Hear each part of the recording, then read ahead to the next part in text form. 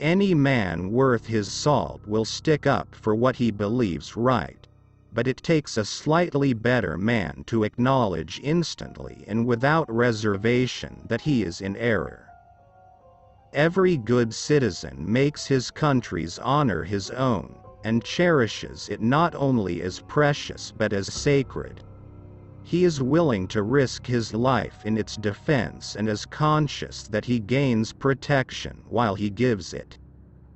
It is to be regretted that the rich and powerful too often bend the acts of government to their own selfish purposes. I weep for the liberty of my country when I see at this early day of its successful experiment that corruption has been imputed to many members of the House of Representatives, and the rights of the people have been bartered for promises of office. There are no necessary evils in government. Its evils exist only in its abuses. Money is power, and in that government which pays all the public officers of the states will all political power be substantially concentrated. The people are the government, administering it by their agents.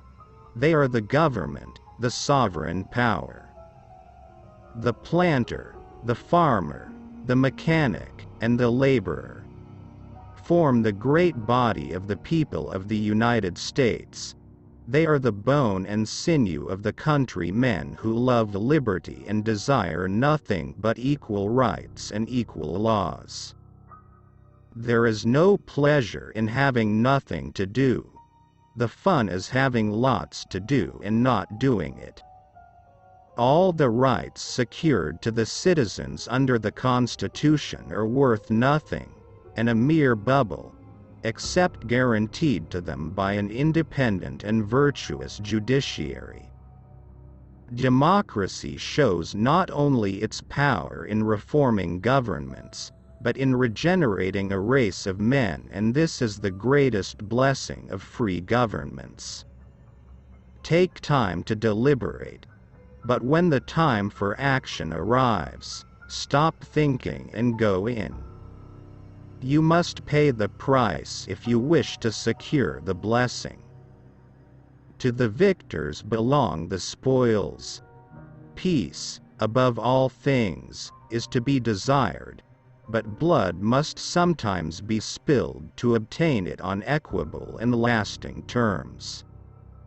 The brave man inattentive to his duty is worth little more to his country than the coward who deserts in the hour of danger.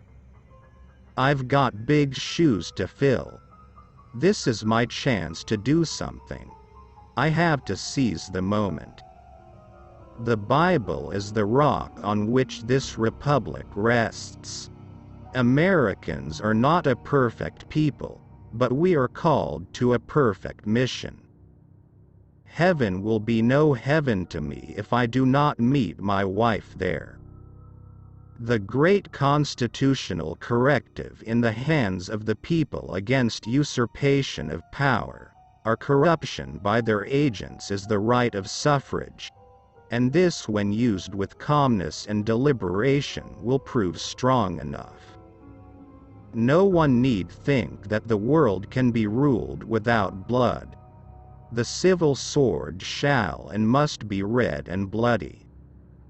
I feel in the depths of my soul that it is the highest, most sacred, and most irreversible part of my obligation to preserve the union of these states, although it may cost me my life.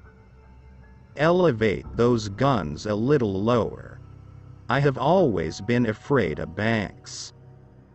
Nullification means insurrection and war, and the other states have a right to put it down.